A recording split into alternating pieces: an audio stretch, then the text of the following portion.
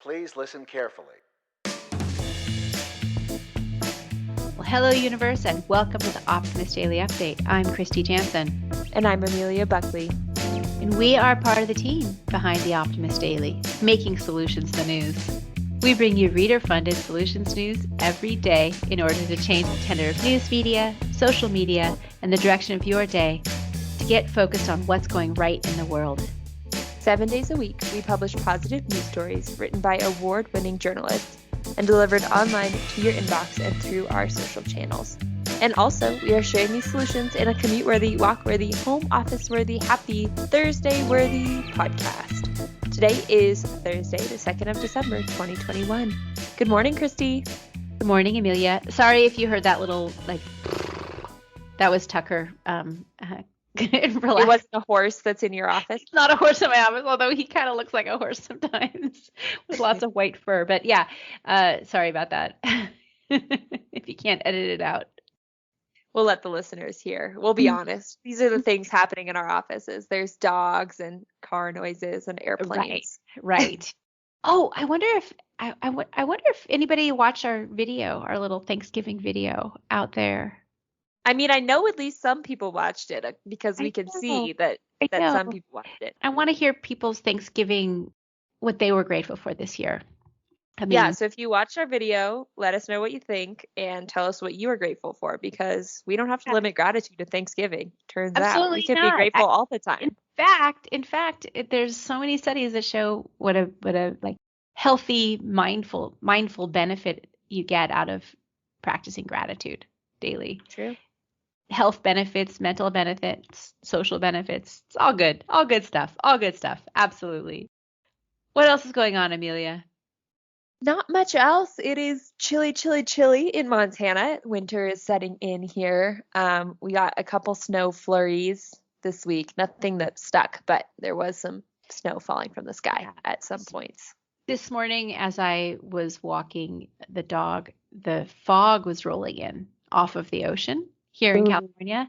And it was kind of warm in the very beginning of the morning, but then it as the fog rolled in, the temperature dropped 10, 15 degrees. So it got down to 50. 55. Ooh, 50. That's a warm day here. I know. It's just all about context. You know what I saw that I had never seen before? When I was flying home, I had a layover in Salt Lake City.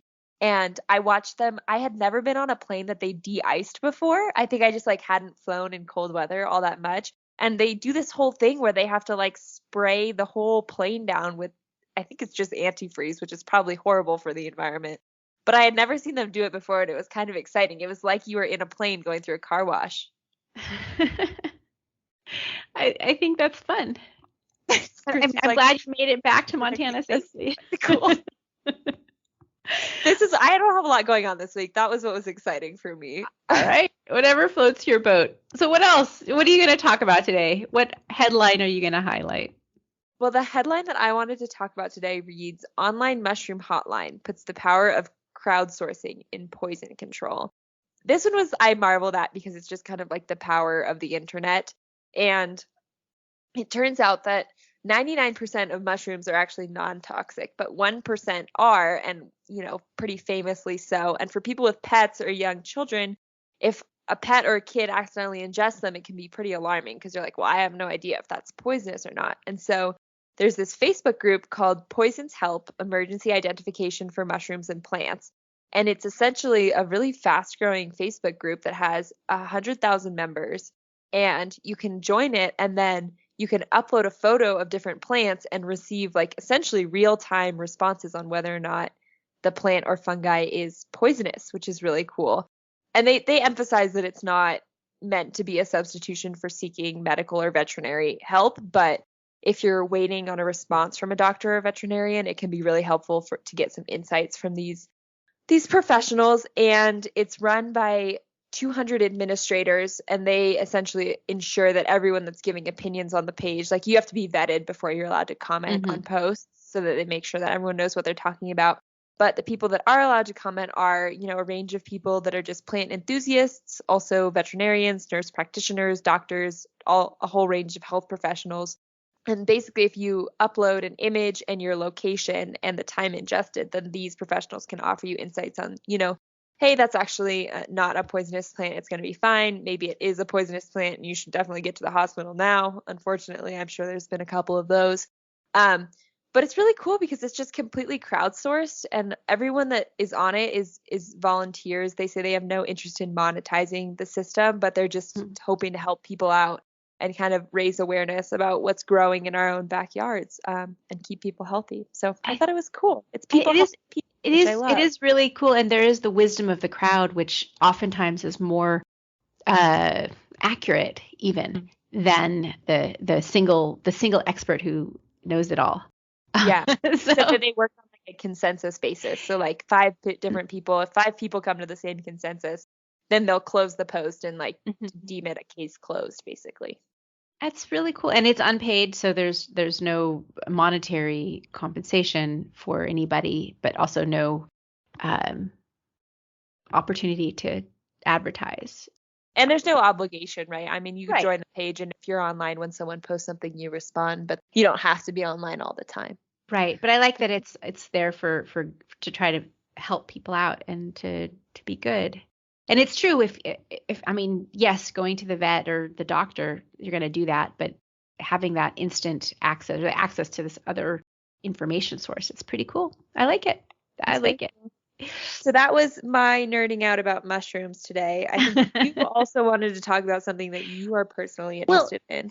Yeah, because I am fascinated in just how people communicate and in communication and in how we speak and the words we use and how important that is for communicating.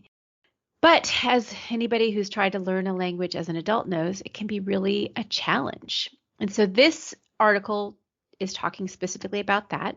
The headline reads, "Research shows gestures take the guesswork out of learning a new language." So as everyone knows, if you are trying to pick up a new language, it's often easier to do as a child when your brain is still hyper flexible.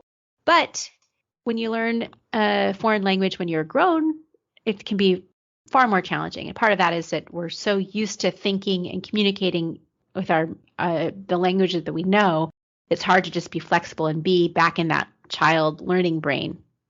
But there's a new study that has just recently come out that talks about how adults who strive to speak a new language, if they don't just use the traditional methods of reading, writing, listening, and repeating, but also incorporate the use of physical gestures in their study, can be a huge benefit in actually learning a new language and learning it more quickly and remembering it much better.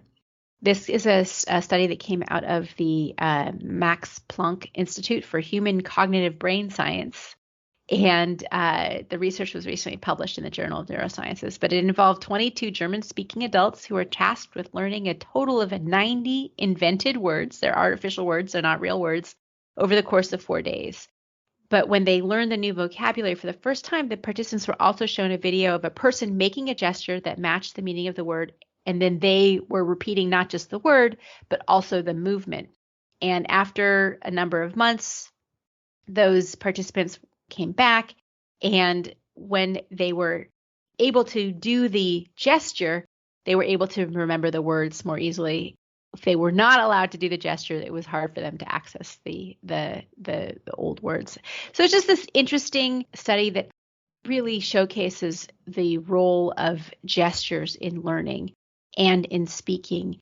And to me, it also shows how important it is for us to be able to move around when we're learning. We like to think about ourselves like if you want to work, you just have to focus and sit and tie yourself to your desk. We do this to our kids, which is probably counterproductive, when in fact moving around can really help to solidify new language acquisition, as this study shows, but also it helps our brains think. As I'm talking right now, by the way, I'm moving hands around, and that's part of how we communicate, and it's also part of how we learn and how we think. We don't our minds aren't just in our brains; they're in our bodies, and not just in our bodies, but they're in our relationships. So part of communicating is also by looking at facial expressions and body movements. And that's the other point that I wanted to make is if you've ever tried to learn a new language or spent time in a place where you don't have full command of language, you can communicate quite a lot without the words through facial expressions and through hand movements, through gestures. And once you really embrace that, it'll also help you acquire new vocabulary. And so that's the idea. I like it. Well, we did have a story, I think a month or so ago, about why movement is valuable for kids who are learning. Yeah. So it all ties in. So it all ties in. It all goes back to that. So if you want to learn a new language, or if you want to learn anything, don't forget to move around. And that's why I think they have kids who do like the spelling, bees. A lot of times it's also in the rhythm. You know, they're doing something else. They're bouncing a ball or jumping a rope. Yeah, or even just like drawing the letters on their hands. Right, but it's the tactile and the movement which really helps to solidify the knowledge. So that's my story for today. That's it for Thursday, I guess. Those are our two main stories. There's other great solutions on the Optimist Daily. Headline reads that there's an impact absorbing technology that will help save lives and traffic poles. Tips on how to develop a green thumb in no time. New York City has opened the country's first safe injection site. 30 white rhinos make record journey to Akagera National Park. What else? We've got a study, COVID-19 does not impact fetus brain development. So that one's, continuing to expand our understanding of that disease. IKEA plans to stop using plastic packaging by 2028. Social Skate combats crime and violence in Brazil through skateboarding. And this cutting edge camera is the size of a grain of salt. That one's cool. I found it hard to believe, but I checked it out and was pretty mind blown by that one. So very interesting stuff on the Optimist Daily today.